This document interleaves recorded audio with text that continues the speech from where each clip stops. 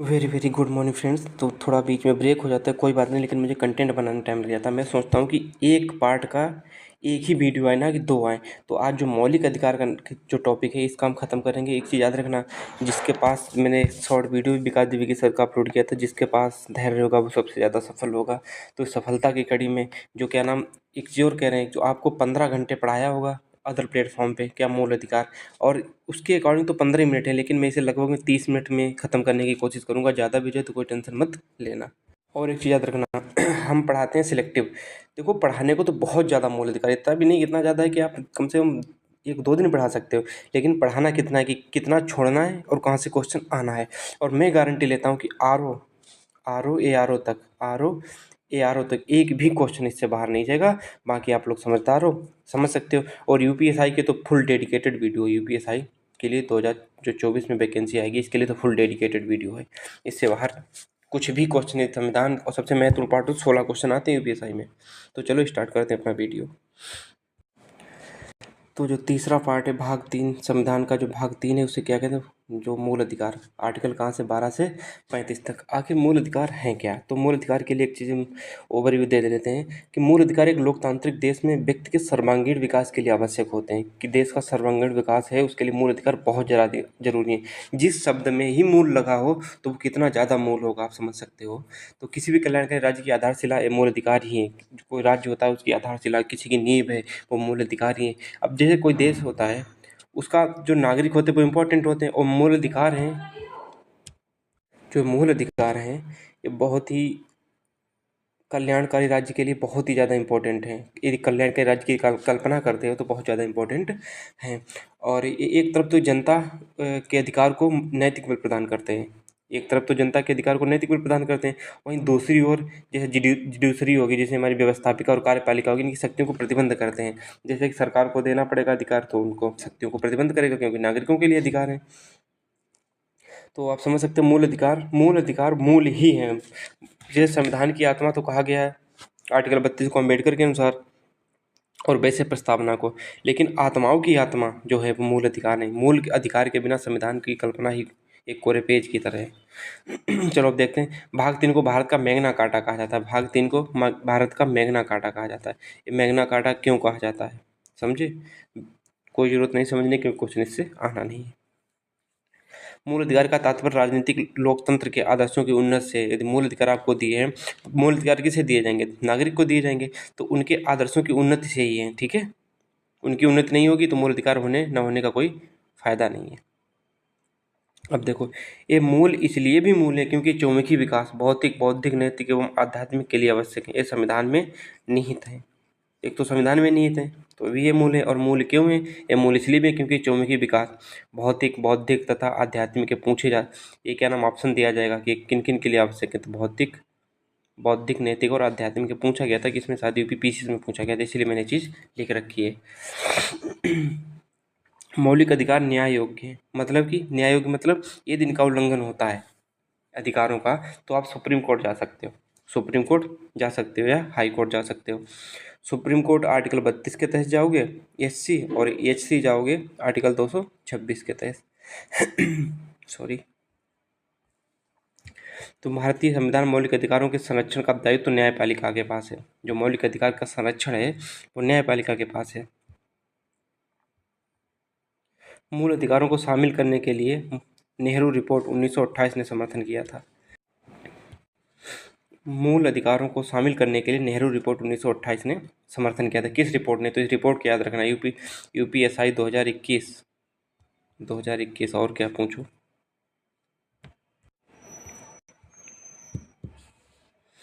मौलिक अधिकार केवल आपातकालीन स्थिति में निलंबित किए जा सकते हैं। मौलिक अधिकार जो हैं, ऐसा नहीं कि इनको निलंबित ही नहीं किया जा सकता क्योंकि हमारे मूल अधिकार, नहीं, इनको निलंबित किया जाता है कब? इमरजेंसी की स्थिति, जब कोई बहुत बड़ी बाहरी अटैक हो गया या कोई देश में कोई विद्रोह हो गया जिससे कि मूल अधिकार को निलंबित कर सकती कौन? सरकार उद्घोषणा कर सकती।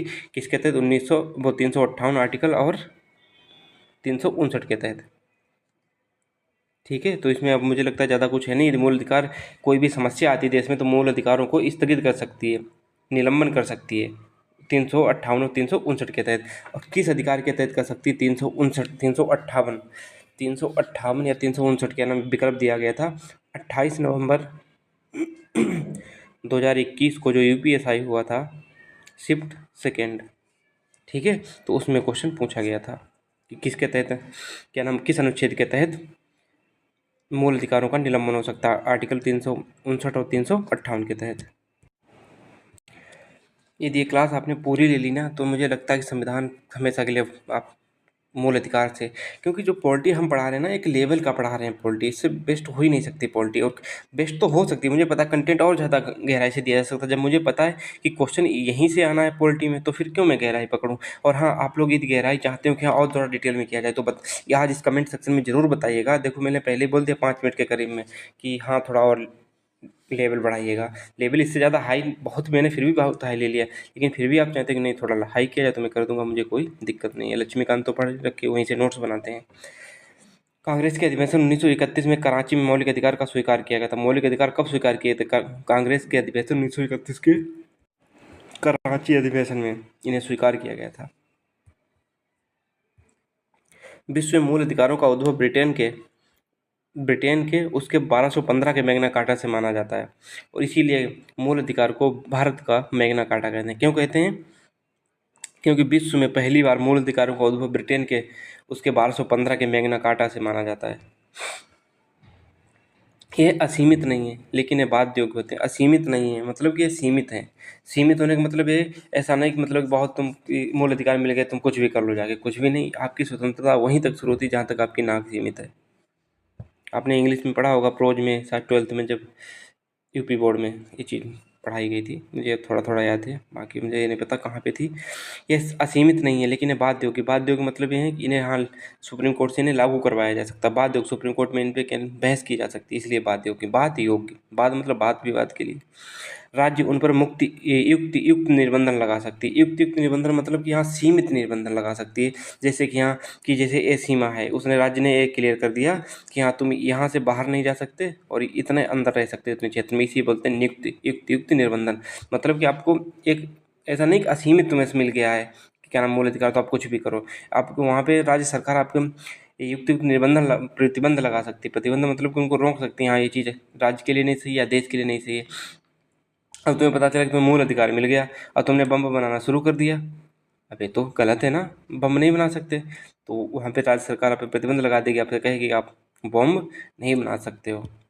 वरना गांव की मेड़ कटाई पे सीधे गोली नहीं, जैसे नहीं लोग कहते हैं गोली मार देंगे, गोली नहीं चली, सीधे कहेंगे अभी बम मारते हैं उठा के, तो कोई कोई तो मार भी देगा।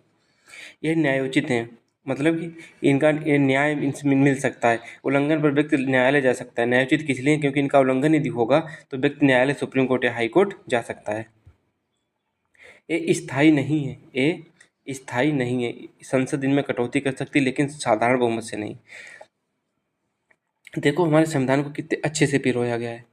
अब कोई भी होता इसमें क्या नाम कटौती कर देता, साधारण बहुमत से 50% मार दो, आराम से हो जाएगा कि कोई भी सरकार हो, भाई बहुमत है जिसके पास वो तो 50% लेके ही चल रहा होगा। लेकिन नहीं, ये साधारण बहुमत से नहीं होता है, 2/3 बहुमत से होगा। 2/3 बहुमत चाहिए इसके लिए। तो हमारे संविधान निर्माता कितने वो थे, वरना आज तो कुछ भी कर सकते थे। चंदा धंधा के चक्कर में सरकारें प्रेजेंट हैं। देखो सरकार कोई भी अभी इतनी अच्छी नहीं आई है। एक सरकार आई थी बहुत पहले, मुझे दो सरकारें बहुत अच्छी लगती हैं। देखो पर्सनल भी रुख भी देना चाहिए। एक तो इंदिरा गांधी की सरकार और दूसरी अटल बिहारी वाजपेयी की सरकार, दो सरकारें बहुत अच्छी लगती थी। एक बार क्या हुआ था कि जो अटल बिहारी वाजपेयी थे तो इन्होंने नेहरू जी को तानाशाह करके कुछ अशब्द बोल दिए थे, तानाशाह ये है वो है। तो फिर इन्हें बाद में रिग्रेट हुआ तो इन्होंने कहा हम इस्तीफा दे देंगे, संसद में नहीं रुकेंगे। तो नेहरू जी इनके पास खुद गए थे कि कोई ना यंग हो, निकल जाता है ये वो, फिर इनको लाए थे। तो कितनी रिस्पेक्ट थी। लेकिन आज में देखो धर्म धर्म धर्म। अब आगे आर्टिकल 12। आर्टिकल 12 में राज्य सरकार की परिभाषा दी गई। आर्टिकल 12 राज्य सरकार की परिभाषा दी गई। अब राज्य में क्या क्या, राज्य जो निर्णय ले सके देश हित में के लिए। अब राज्य क्या हो सकता है? जो राज्य क्या होता है, भारत की संसद राज्य हो सकती है, राज्य सरकार राज्य हो सकती, सभी स्थानीय निकाय राज्य हो सकते हैं जो एक मतलब कि अपने क्षेत्र विशेष के लिए डिसीजन ले सकें, उन्हें राज्य कहते हैं। अब राज्य क्या क्या नहीं, न्यायपालिका नहीं राज्य, राज्य न्यायपालिका क्यों नहीं? अब खुद सोचो, यदि राज्य खुद न्यायपालिका हो जाएगा, वो न्यायपालिका खुद राज्य हो जाएगी। अब जैसे कि न्यायपालिका है, राज्य हो गई, तो कुछ भी ये गलत करेगी तो फिर निर्णय के लिए कहाँ जाओगे भाई? जो सुप्रीम कोर्ट के में जाने के लिए तुम्हें संविधान अधिकार देता है, ये न्यायपालिका ही क्या नाम राज्य में आ गई, तो फिर अधिकार को क्या नाम लेने कहाँ जाओगे? अपने किस के पास जाओगे? किस संस्था के पास जाओगे? किस इंस्टीट्यूट के पास जाओगे? इसलिए न्यायपालिका को उसमें रख ही नहीं सकते। इस ऐसे दिमाग लगा सकते हो। सोचो कि जैसे न्यायपालिका है, अभी हमें क्या होता है, कोई भी दिक्कत होती है सर मूल अधिकार को लेकर, हम तुरंत सुप्रीम कोर्ट जा सकते हैं। जब सुप्रीम कोर्ट ही राज्य आ जाएगी और फिर तो राज्य राज्य को तो होकर क्या नाम उल्लंघन कर सकता है भाई। न्यायपालिका उसी से तो न्याय दिलाती है जब राज्य उल्लंघन करता है। जैसे भारत की संसद ने उल्लंघन किया तो सुप्रीम कोर्ट जा सकते हो, और जब ये भी क्या नाम राज्य में चली जाएगी न्यायपालिका, तो ये भी उल्लंघन करेगी तो फिर किसके पास जाओगे? तो कुछ तो इसीलिए न्यायपालिका राज्य के बाहर है।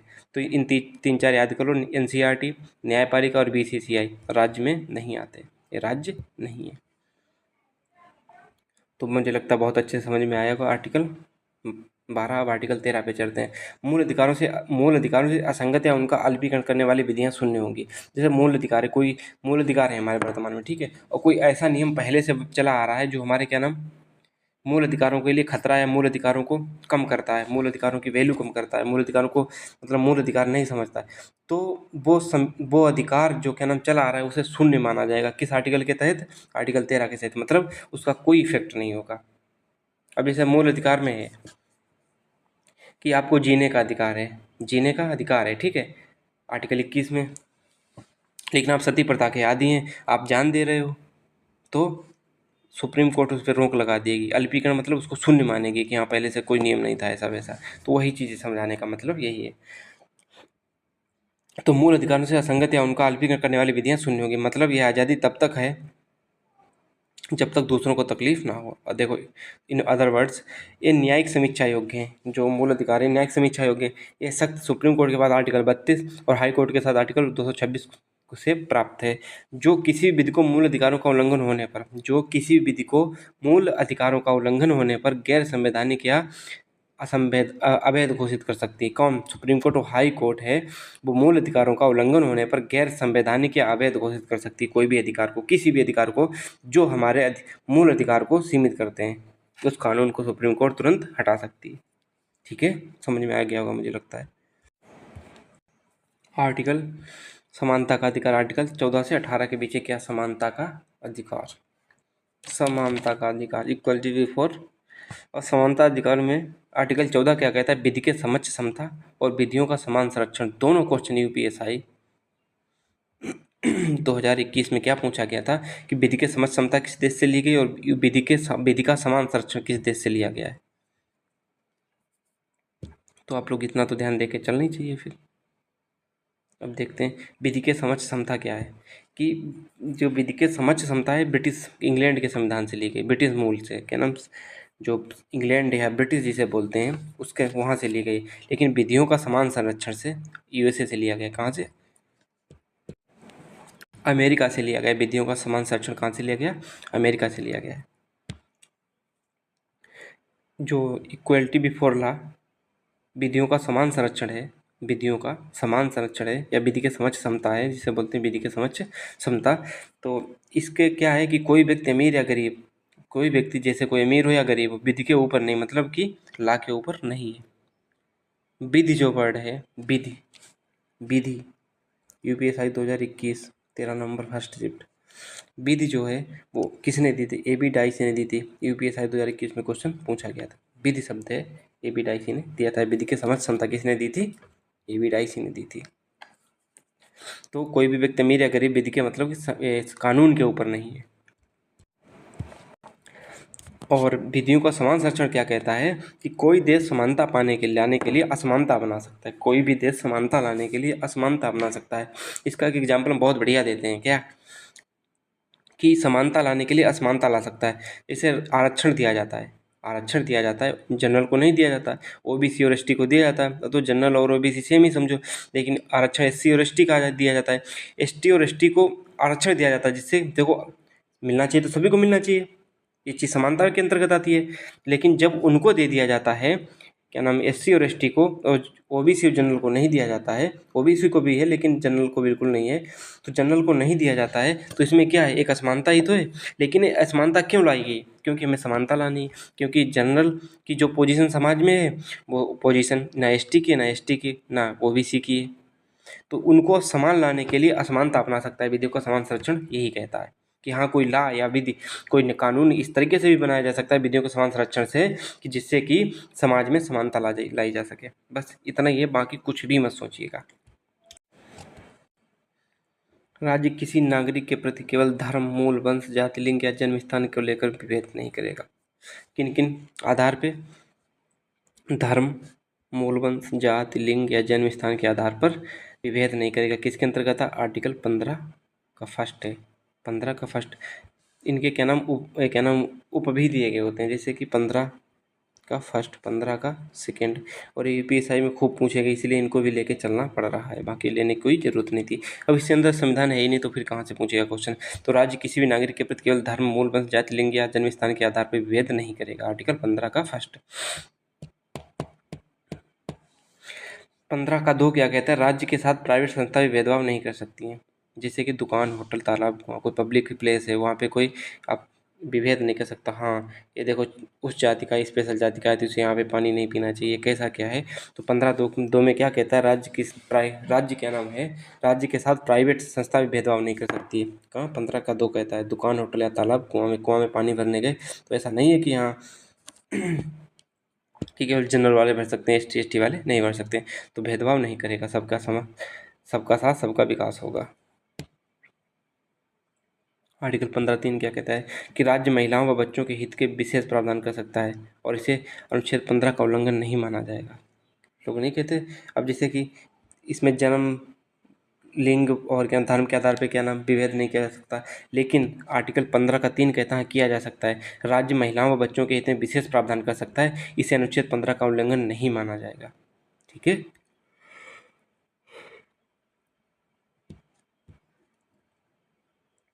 15 का 4 यूपीएसआई 2021 15 का 4 और 16 का 4 दोनों पूछे गए थे। ठीक है, इनको अच्छे से रट मारो। तो ठीक है, अब 15 का 4 क्या कहता है? फर्स्ट संविधान संशोधन द्वारा 1951 द्वारा एड किया गया। कब किया गया? फर्स्ट पहले संविधान संशोधन 1951 द्वारा जोड़ा गया। राज्य सामाजिक व शैक्षिक दृष्टि से पिछड़े वर्ग के हितों के लिए उपबंध करे।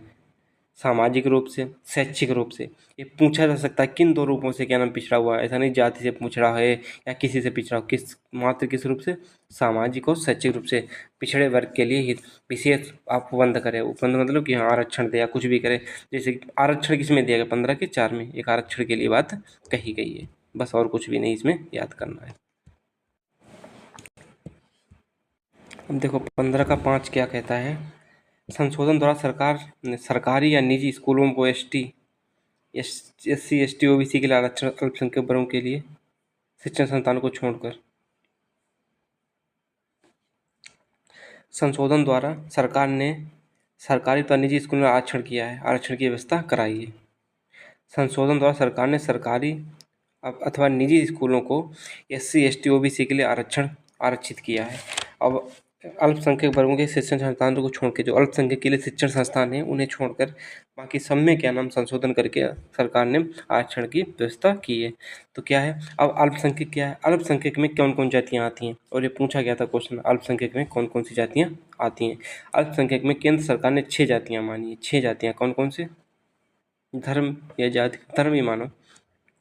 मुस्लिम, ईसाई, सिख, बौद्ध, पारसी, जैन। अब बताओ हिंदू धर्म में कौन कौन सी जातियाँ, कौन कौन से धर्म है? एक मैं बता दूँ? चलो रहने दो। जैन हिंदू धर्म में आता है नहीं, बस इतना बता दो हिंदू धर्म में आता है या नहीं आता। तो अल्पसंख्यक भारत में कौन कौन से हैं? मुस्लिम हैं, ईसाई हैं, सिख हैं, बौद्ध हैं, पारसी और जैन। इतने क्या है? अल्पसंख्यक हैं। 15(6) क्या कहता है कि 103वें संविधान संशोधन द्वारा EWS को आरक्षण दिया गया। 15(6) क्या कहता है कि किसके आधार पर? इकोनॉमिक बेस पे, आर्थिक आधार पर आरक्षण दिया गया। कौन से? 15 का 6 क्या कहता है आर्टिकल? 103वें संविधान संशोधन द्वारा आर्थिक रूप से पिछड़े वर्ग के लिए संशोधन किया, इकोनॉमिक वीकर सेक्शन जिसे EWS बोलते हैं। अब चलते हैं अनुच्छेद 16 पे। अनुच्छेद 16 क्या कहता है कि लोक नियोजन के विषय में अवसर की समानता। लोक नियोजन के विषय में अवसर की समानता, जैसे कि कोई जॉब निकली तो सब लोग उसमें, सबको अधिकार है कि हाँ उसमें नौकरी मिलेगी। लोक नियोजन के विषय में अवसर की समानता, सबको समान अवसर दिया जाएगा। ऐसा नहीं कि अवसर उसे हाँ आरक्षण के तहत कम ज़्यादा किया जा सकता, लेकिन हाँ ऐसा नहीं कि तुम इस जाति के हो तो तुम इसमें, या इस धर्म के हो तो इसमें फॉर्म नहीं डाल सकते। फॉर्म सबके पड़ेंगे, इसका मतलब ये है। आरक्षण अलग चीज़ है और क्या नाम, सबको अधिकार देना अलग चीज़ है। तो और एक चीज़ साथ में याद रखना, मंडल आयोग कब का गठन कब हुआ था? 1979 में हुआ था, याद रखना, एक चीज़ पूछी जाती है। अब देख लो अस्पष्टता का उन्मूलन। अस्पष्टता का उन्मूलन। एक चीज़ और याद रख, क्या नाम रख सकते हो, जरूर याद रखना कि बहुत पूछी जाती है कि आर्टिकल 14 प्लस 15 आर्टिकल और प्लस 16, यदि इन तीनों को मिला दिया जाए तो समाजवाद की संकल्पना होती। समाजवाद यूपीएससी में क्वेश्चन पूछा गया था, इसलिए मुझे ध्यान आ गया तो मैंने बता दिया। यूपीएससी में पूछा गया तो किन 3 आर्टिकलों को मिला दिया जाए तो समाजवाद बन जाएगा? तो 14, 15 और 16। ठीक है। और मेरे अकॉर्डिंग मैं कहता हूँ नोट्स जरूर बनाया कर। जो नोट्स बनाने के बाद में फिर 1 से 2 पेज छोड़ दीजिए अगर कि आगे हमें कभी कुछ क्लास और लेनी पड़े तो उसमें ऐड करना पड़ेगा, इसलिए कि आपको बार बार नोट्स नहीं बनाने पड़ेंगे। और फिर भी मैं पूरा करा के चलता हूँ, फिर भी मैं 1 पेज तो जरूर छुड़वाऊंगा, क्योंकि अभी यूपीएससी की वैकेंसी आएगी तो इसमें और अच्छे से क्या नाम कवर करवाएंगे। अभी तो क्या नाम करवा रहे, तब दूसरी बार जब कवर करोगे तो और मज़ा आएगा। ये सिर्फ एक ही टीचर फॉलो करना अपनी ज़िंदगी में, और किसी को मत फॉलो करना। और वो सॉरी, अनटचेबिलिटी, अस्पष्टता का अंत। संविधान में जो अस्पष्टता है संविधान में कहीं भी परिभाषित नहीं है कि अस्पष्टता किस प्रकार की होगी। ठीक है। और जन अधिकार सुरक्षा अधिनियम 1955, जन अधिकार सुरक्षा अधिनियम 1955 कहता है छुआछूत को दंडनीय अपराध घोषित किया गया था।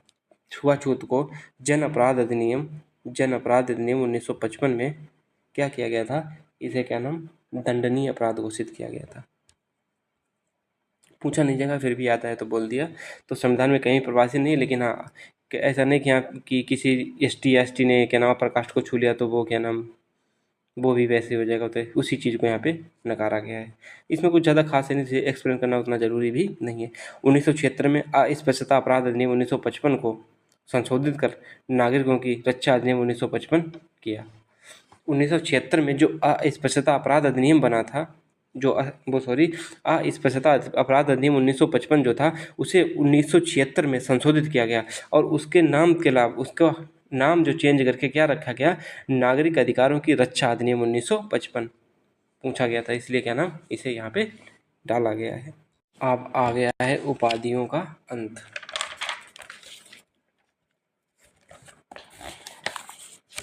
उपाधियों का अंत मतलब कि जो टाइटल्स दिए जाते हैं उनको बिना राष्ट्रपति की अनुमति से विदेशों में या कहीं भी उनको, ये आपने नाम के आगे ये नहीं लगा सकते कि भारत रत्न फलाने सिंह, तो ऐसी चीज़ नहीं हो सकती। उपाधियों का अंत, उपाधियों का अंत क्या कहता है कि विदेश में उपाधि, आर्टिकल 18 में दिया गया, विदेश में उपाधि धारण करने वाले व्यक्ति राष्ट्रपति से अनुमति लेगा। जैसे कोई विदेशी है, वहाँ पे क्या नाम आपको अवार्ड दिया जा रहा है, तो सबसे पहले यदि आप भारत के नागरिक हो तो भारत के राष्ट्रपति से आपको परमिशन लेनी पड़ेगी, उसके बाद ही उस उपाधि को आप धारण कर सकते हैं।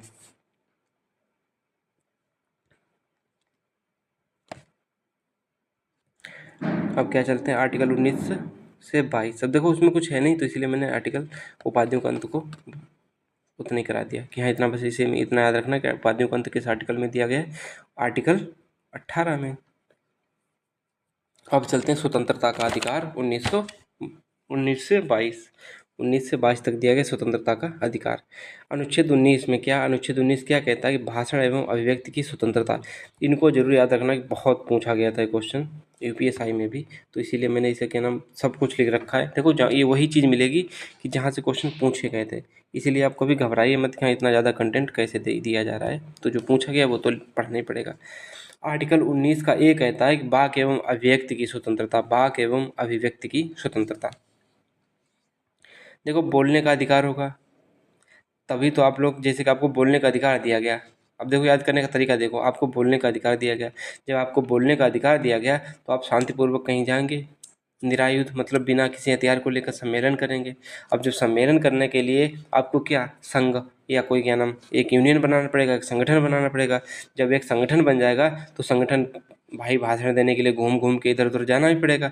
जब घूमोगे, घूमने के लिए जाओगे तो वहाँ पे क्या नाम रहने के लिए भी जगह चाहिए, तो वहाँ पे बसना भी पड़ेगा, रुकना भी पड़ेगा। और जब वहाँ पे रुक जाओगे तो अब खाओगे क्या, तो वहाँ पे व्यापार भी करना पड़ेगा। याद करने का तरीका कैसा लगा ज़रूर बताइएगा। कि जैसे आप लोग बोलने का अधिकार दिया गया, आप बोलोगे तो कैसे बोलोगे, शांतिपूर्वक बिना अधिकार वो क्या नाम हथियार लेके जाओगे। अब जब वहाँ जाओगे तो वहाँ संगठन बनाना पड़ेगा। जब संगठन बनाओगे तो कहीं जाओ, संगठन बना के तो कहीं घूमने जाओगे। जब घूमने जाओगे तो वहाँ पे रहना भी पड़ेगा। जब रहने जाओगे तो खाने पीने के लिए वहाँ व्यापार या वृत्ति करनी पड़ेगी। तो इसी प्रकार ABCDEFGH करके याद कर सकते हो। तो आर्टिकल 19 फर्स्ट ए क्या कहता है कि वाक एवं अभिव्यक्ति की स्वतंत्रता। 19B क्या कहता है कि शांतिपूर्वक और निरायुध सम्मेलन का अधिकार। और 1903 क्या कहता है संघ या संगम या सहकारी समिति बनाने का अधिकार। और 1D क्या कहता है 19 का भारत के राज्य क्षेत्र में घूमने का अधिकार। और 1E क्या कहता है भारत के राज्य क्षेत्र में बसने का अधिकार। और 19 का फर्स्ट F हटा दिया गया है, इसलिए इसको कोई लेना देना है नहीं। तो 19 का G पे चलते हैं, कोई भी व्यवसाय व्यापारिक कारोबार या अधिकार करने का अधिकार, कारोबार करने का अधिकार। ठीक है, तो मुझे लगता है 19 आर्टिकल खत्म।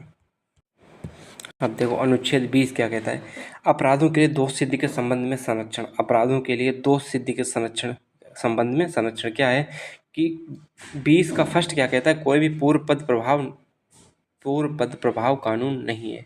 अब जैसे कि आपने अभी अपराध किया है, ठीक है, अभी आपने अपराध किया है और आपसे कहा जाए कि नहीं आपको 1990 वाला आपके ऊपर लगाया जाएगा नियम, तो वो चीज़ नहीं लगेगी। प्रेजेंट कानून है वही आपके ऊपर पर करेगा, उसी के अनुसार आपको दंड मिलेगा।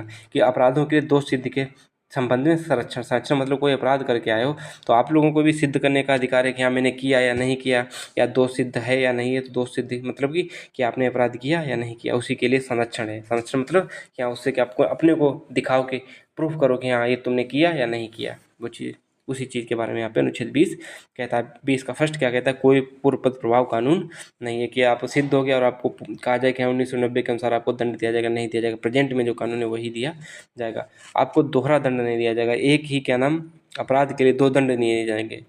एक ही अपराध के लिए दो दंड नहीं दिए जाएंगे। मतलब कि आपने किसी को मार दिया तो इसका मतलब ये नहीं है कि आपको मारा फिर तुम एक बार अब मतलब कि आपको दंड दिया जाएगा फिर आपको दोबारा दंड दे दिया जाए, तो नहीं, एक बार दंड मिल चुका तो मिल चुका। 20 का 3 क्या कहता है, अपने विरुद्ध गवाही देने से संरक्षण। अपने विरुद्ध गवाही देने से संरक्षण। अब जैसे क्या होता है, पुलिस ले गई पकड़ के और आपको मारा कूटा और कहा कि अपने कहो कि हाँ हमने अपराध किया है, तो आप नहीं, तो आप अभी तो एक्सेप्ट कर लीजिए। कोर्ट के सामने जाते ही आपने कह दिया कि नहीं हमें ज़बरदस्ती कबुलवाया गया है, तो उस पुलिस वाले की ऐसी तैसी हो जाएगी, थाना देश तो मार ही जाएगा। तो 20 खत्म हो गया। अब आर्टिकल 21 देखो, प्राण एवं दैहिक स्वतंत्रता। ये सभी मौलिक अधिकारों में मौलिक है। क्वेश्चन खूब पूछा जाता है कि मौलिक अधिकारों में सबसे मौलिक अधिकार कौन सा है। मौलिक अधिकारों का मौलिक अधिकार कौन सा, आर्टिकल 21। आर्टिकल 21 क्या है, मौलिक अधिकारों का मौलिक अधिकार है। ये RPF में भी पूछा गया है, ठीक है। और क्या नाम MPPCS में पूछा गया था, MPPSC में पूछा गया था। तो आप लोग समझ सकते हो क्या कि मूल अधिकारों में मूल अधिकार कौन सा है, आर्टिकल 21 है मूल अधिकारों को मूल अधिकार। जैसे कि अब मूल अधिकार 21 में क्या क्या आता है, आप लव मैरिज कर सकते हो, अपने मनचाही शादी कर सकते हो, निजता का अधिकार है, विदेश की यात्रा करने का अधिकार है, सोने का अधिकार है, पर्यावरण के विरुद्ध संरक्षण का अधिकार है। NGT की जो NGT था, NGT नेशनल ग्रीन ट्रिब्यूनल, यदि आपको अच्छी हवा नहीं मिल रही है या आपकी कोई नदी है वो प्रदूषित हो गई है, तो NGT जो 2010 में इसकी स्थापना हुई थी वहाँ अपनी शिकायत दर्ज करा सकते हो। लेकिन होगा कुछ नहीं बस हमारे पास, क्योंकि इम्प्लीमेंट करने वाले अनपढ़ बैठे हैं और पढ़े लिखों पे राज कर रहे हैं। तो पर्यावरण के विरुद्ध संरक्षण का अधिकार, इसमें बहुत सारे अधिकार दिए गए, जो मेन है वो मैंने आप लोगों को यहाँ पे काउंट करा दी। सांस लेने का अधिकार, जो कुछ भी व्यापार तो उसमें पहले बता चुके हैं। लव मैरिज कर सकते हो, निजता का अधिकार है आपके पास, सोने का अधिकार है। यदि आपको क्या नाम, अब जैसे शादी में कहीं गए 10 बजे के बाद DJ बंद कर दिया जाएगा, आपने देखा होगा शहरों में, और नीचे लिखा होगा हाई कोर्ट का ऑर्डर, तो वो क्यों लिखा जाता है, वो हमें सोने का अधिकार देता है। उस चीज़ को देखा करो तब आप लोगों को पता चलेगा। अब शिक्षा का अधिकार देखो, 45 आर्टिकल अनुच्छेद जो 45 में उसमें भी जोड़ा गया था, लेकिन वो किस में था, फंडामेंटल वो सॉरी DPSP में था, direct principles of state policy DPSP में था। वहाँ पे सरकार बाध्य नहीं है कर भी सकती, नहीं कर, सरकार पे मनमानी पे डिपेंड करता है। लेकिन यहाँ सरकार मनमानी करे, कुछ भी करे, लेकिन इसे लागू करना पड़ेगा। इसीलिए मूल अधिकार में डाला गया क्या, अनुच्छेद 21 ये कहता है कि 86वां संशोधन 2002 के माध्यम से जोड़ा गया था क्या, कि सरकार, राज्य सरकार या केंद्र सरकार 6 से 14 वर्ष के बच्चों को निःशुल्क प्राथमिक शिक्षा का अधिकार, निःशुल्क प्राथमिक शिक्षा उपलब्ध कराएगी। लेकिन नहीं हो पा रही, क्योंकि भाई जो प्राइवेट स्कूल हैं वो तो या तो विधायकों के होंगे, सांसदों के होंगे, तो फिर उनका कैसे धंधा चलेगा, इसीलिए कभी भी ये लोग नहीं चाहेंगे। अनुच्छेद 22 कुछ दशाओं में गिरफ्तारी और निरोध से संरक्षण, कुछ दशाओं में गिरफ्तारी और निरोध से संरक्षण, जैसे कि अपनी गिरफ्तारी का कारण जानने का अधिकार। जैसे कि आपके मतलब गिरफ्तार किया पुलिस ने, तो आप कहोगे मुझे क्यों गिरफ्तार किया, तो यही चीज़, कुछ दशाओं में गिरफ्तारी और निरोध से संरक्षण, मतलब क्या गिरफ्तारी क्यों की गई, आप पूछने का अधिकार है। और जब गिरफ्तार हो गए हो तो 24 घंटे के अंदर मजिस्ट्रेट के समक्ष प्रस्तुत करने का अधिकार है। और जो यात्रा का समय है वो काउंट नहीं किया जाएगा, यात्रा का समय है उसे काउंट नहीं किया जाएगा कि हाँ कि इतनी देर हमें आने में लगी, जाने में लगी, वो कुछ नहीं। आपको मजिस्ट्रेट क्या नाम सामने आपको प्रस्तुत करना होगा कितने, 24 घंटे के अंदर। अनुच्छेद 23 से 24 के क्या कहते हैं, शोषण के विरुद्ध अधिकार, शोषण के विरुद्ध अधिकार। 23 क्या कहता है, मानव का दुर्व्यापार, बेगार या बलाश्रम का प्रतिषेध। बलाश्रम मतलब कि तुमसे श्रम करा लिया, पैसे, बेगार मतलब तुमसे श्रम भी करा लिया और पैसे भी नहीं दिए। आपको दुर्व्यापार, कोई गलत व्यापार आपसे करवाया जाए, मानव का दुर्व्यापार, जैसे कि बेचना खरीदना, इनको बलाश्रम। आपको श्रम, बच्चों से श्रम, छोटे मतलब कि नहीं करवाया जा सकता कि हाँ छोटे बच्चे फिर भी आपको काम करवाया जा रहा है, का प्रतिषेध। वही मानव का दुर्व्यापार, बेगार मतलब कि आपसे काम करवा लिया, पैसे नहीं दिए, तो उनका अधिकार। तो आर्टिकल 23 कहता है। आर्टिकल 24 क्या कहता है कि कारखानों आदि में बच्चों के नियोजन का प्रतिषेध, वह जगह जहाँ जान का खतरा हो। जैसे कारखाना कौन सा हो सकता है कि जहाँ जान का खतरा हो। अब टपरी वपरी पे चाय लगा रहे हो तो उससे कोई फ़र्क नहीं पड़ता है, वह जगह जहाँ जान का खतरा हो। कारखाना अधिनियम कब बना था, 1948 में। बस इसलिए लिख लिया क्योंकि यहाँ पे मिल गया था, मेरे को नोट्स बना रहा था बस, और कुछ नहीं। क्वेश्चन पूछा जाता कारखाना अधिनियम कब बना, 1948 में। लेकिन आर्टिकल 24 यही कहता है कारखानों आदि बच्चों के नियोजन पर पूर्ण प्रतिषेध। अब चलते हैं मौलिक अधिकार क्या। मौलिक अधिकार उनके आधुनिक नाम है जिन्हें पारंपरिक रूप से प्राकृतिक अधिकार के रूप में जाना जा सकता है। देखो एक क्वेश्चन आएगा कि मौलिक अधिकार क्या है। मौलिक अधिकार तो उनका आधुनिक नाम है, लेकिन ये पहले किस नाम से जाने जाते थे, तो इन्हें क्या कहते थे, प्राकृतिक अधिकार, नेचुरल राइट्स।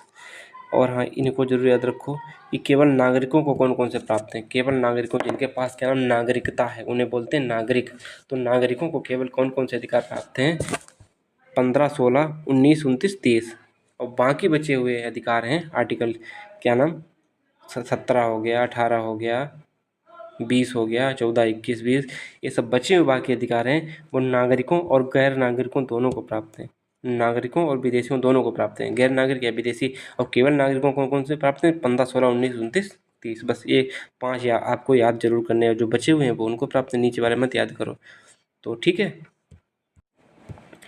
44वें संशोधन 1978 द्वारा संपत्ति का अधिकार मूल अधिकार से हटा दिया गया था। कौन से थे, 19 का जो जी बताया था वहीं पे था, जो क्या नाम मैंने बता दिया, हटा दिया गया है। वहीं पे दिया गया था क्या, संपत्ति का अधिकार। तो 44वें संशोधन 1978 का द्वारा संपत्ति का अधिकार हटा दिया गया। और अब एक संपत्ति का अधिकार 300 का में है, क्या है, एक कानूनी अधिकार है। क्या है, कानूनी अधिकार, ना कि मूल अधिकार बचा है। तो अनुच्छेद 398 के तहत आर्टिकल 19 के अधिकार स्वतः ही निलंबित हो जाते हैं। आर्टिकल 19 के अधिकार किसके तहत निलंबित होते हैं, 398 के तहत निलंबित हो जाते हैं। हमारे लोगों के लिए, अब देखो एक चीज़ देखो यहाँ पे, हमारे लोगों के लिए प्रतिज्ञा तथा सम्य विश्व के साथ समझौता, हमारे लोगों के लिए प्रतिज्ञा तथा सम्य विश्व के साथ किया गया समझौता। मूल अधिकारों के लिए वाक्य किसने कहा था, पूछा गया था, इसलिए मैंने लिखा है कि हमारे लोगों के लिए प्रतिज्ञा तथा सम्य विश्व के साथ किया गया समझौता। मूल अधिकारों पे एक वाक्य कहा गया था कि मूल अधिकार को एक वाक्य में पुरोहित कीजिए, मतलब कि उनको बताइए। तो यस, डॉक्टर राधाकृष्णन ने कहा था कि हमारे लोगों के लिए प्रतिज्ञा तथा सम्य विश्व के साथ किया गया समझौता मूल अधिकार है। ठीक है। मौलिक अधिकार सिर्फ आपातकालीन स्थिति में निलंबित किए जा सकते हैं, बाकी किसी भी स्थिति में नहीं। मूल अधिकार, इससे पहले भी वाक्य में करा चुके हैं, मूल अधिकार आर्थिक, सामाजिक, राजनीतिक न्याय सुनिश्चित करते हैं। मूल अधिकार, ठीक है। कौन कौन से अधिकार, सामाजिक, आर्थिक व राजनीतिक न्याय सुनिश्चित करते हैं। विधि का नियम, सभी के लिए कानून और सभी के लिए एक न्याय तंत्र। विधि का नियम का मतलब क्या है कि डेफिनेशन पूछे विधि के नियम, विधि का नियम क्या है कि सभी के लिए एक कानून, सभी के लिए एक न्याय तंत्र। ये नहीं कि तुम्हारे लिए वो वाला जज है और तुम्हारे लिए वो, सभी के लिए जज समान है, सबके लिए न्याय तंत्र एक ही। क्या? दिल्ली सुप्रीम कोर्ट या स्टेट हाई कोर्ट्स। तो प्रस्तावना में वर्णित समाजवाद शब्द को अनुच्छेद 14 व 16 के साथ मिलाकर पढ़ने से सर्वोच्च न्यायालय को समान कार्य के लिए समान वेतन को मौलिक अधिकार प्रभावित करने की शक्ति प्राप्त हुई है। सर्वोच्च न्यायालय को कहाँ से समान अधिकार के लिए समान कार्य के लिए समान वेतन की अधिकार की परिभाषा, दोबारा पढ़ते हैं। प्रस्तावना में बनी जो समाजवाद शब्द है उसको अनुच्छेद 14 व 16 के साथ मिलाकर पढ़ने से सर्वोच्च न्यायालय को समान कार्य के लिए समान वेतन को मौलिक अधिकार परिभाषित करने की शक्ति प्राप्त की है। किससे मौलिक अधिकार शक्ति प्राप्त की? कौन कौन से? किससे? समान कार्य के लिए समान वेतन को मौलिक अधिकार परिभाषित करने की शक्ति सुप्रीम कोर्ट को कहाँ से प्राप्त हुई है? आर्टिकल 14 और 16 से प्राप्त हुई है। ये पूछा गया तो इसलिए मैंने इस चीज़ को लिख लिया है। भारतीय संविधान, ये चीज़ समझ नहीं पा रहे हो, चलो दोबारा इसको हम अच्छे से एक्सप्लेन कर देते हैं, नहीं तो कहोगे पता नहीं क्या पढ़ा के चले गए। तो प्रस्तावना में जो प्रस्तावना मैंने बताया था, sovereign, socialist, secular, democratic and Republic, 5 शब्द बताए थे, उसमें एक समाजवाद शब्द था। तो समाजवाद शब्द है, ये समाजवाद शब्द क्या है कि समाज व समाज में सब समान है, समाज में सब समान हैं। तो सब समान है तो ऐसा तो नहीं हो सकता पुरुष को ज़्यादा वेतन दिया जाएगा, स्त्री को कम वेतन दिया जाए। तो सुप्रीम कोर्ट समान कार्य के लिए समान वेतन को किस आर्टिकल के तहत लागू करा सकती है? वो 14 और 16 को एक साथ मिला के लागू करा सकती है। यहाँ के समान कार्य के लिए समान वेतन है। अब शायद आप लोगों को बेहतर समझ में आ गया होगा। अब क्या कह रहा है? भारतीय संविधान धार्मिक और भाषाई अल्पसंख्यक को मान्यता देता है। भारतीय संविधान पूछा गया है कि भारतीय संविधान किसको किन किन आधार पे क्या नाम वो देता है मान्यता? धार्मिक तथा भाषाई आधार पे अल्पसंख्यक को मान्यता देता है। जो अल्पसंख्यक दिए गए थे, जो नहीं आरक्षण दिया जाता था, वो नहीं, पीछे कितने अल्पसंख्यक बताए थे? 6 बताए थे, मुस्लिम, जैन, ईसाई, पारसी, ये सब बताए थे। तो इनको किस आधार पे अल्पसंख्यक माना गया है? धार्मिक और भाषाई आधार पे माना गया है। ठीक है। मूल अधिकारों को संरक्षण कौन करता है? सुप्रीम कोर्ट और हाई कोर्ट। संपत्ति का अधिकार विधिक अधिकार है जो किसी भी व्यक्ति को प्राप्त होता है। चलो इसमें कुछ ज़्यादा विशेष है नहीं। बंधुआ मजदूर उन्मूलन अधिनियम संसद में 1976 में पारित हुआ था। बंधुआ मजदूर उन्मूलन अधिनियम 1976 में संसद में पारित हुआ था। तो बाय बाय, टेक केयर, मिलते हैं नेक्स्ट वीडियो में। आप लोग, ये पार्ट 1 है किसका? फंडामेंटल राइट का। पार्ट 2 आपका कल आ जाएगा, क्योंकि इसमें बहुत बड़ा वीडियो हो जाएगा, इसलिए मैंने इस हाथ को पीछे खींच लिया कि चलो ठीक है पार्ट 2 में करा देंगे। लेकिन 1 घंटे में आपका संविधान का मूल अधिकार खत्म होने का, मूल अधिकार कोई छोटा टॉपिक नहीं है, फिर भी मैं क्या नाम इसको समराइज कर दूंगा। 15 घंटे लोग पढ़ाते हैं, वहाँ पे मैं 1 घंटे में। तो इस चीज़ को समझिएगा। और जो ऑनलाइन बैठने से बहुत गंदी चीज़ है, सिर्फ आप लोग इस कंटेंट को इतना पढ़िएगा और बार बार रिवाइज कीजिएगा, और क्यों नहीं समझ में आएगा, और फिर प्रीवियस ईयर लगाइएगा, क्वेश्चन पेपर लगाइएगा, और फिर जो भी तुम्हारे मन में आए, जहाँ भी आए वहाँ से क्वेश्चन करिएगा। और बाई चांस देखो 99% आपके 100% कर जाओगे, 100% कर भी गए, और बाई चांस 1% कोई क्वेश्चन बोला तो जो एक पेज छूटा है वहाँ पे उसको साइड से ऐड कर लो कि हाँ ये चीज़ यहाँ पे है। बाकी मैं गारंटी लेता हूँ इससे बाहर कोई भी क्वेश्चन नहीं जाएगा। संविधान यदि पढ़, देखो मैं वही टॉपिक पढ़ाऊँगा जो बहुत अच्छे से क्या नाम वो सॉरी मैं जो टॉपिक लाऊंगा उसको इतना अच्छे से पढ़ाऊंगा क्वेश्चन यहीं से आए, बाकी बाहर से ना जाए। इसीलिए मैं अपने क्या कंटेंट में कोई समझौता नहीं करना चाहता हूँ।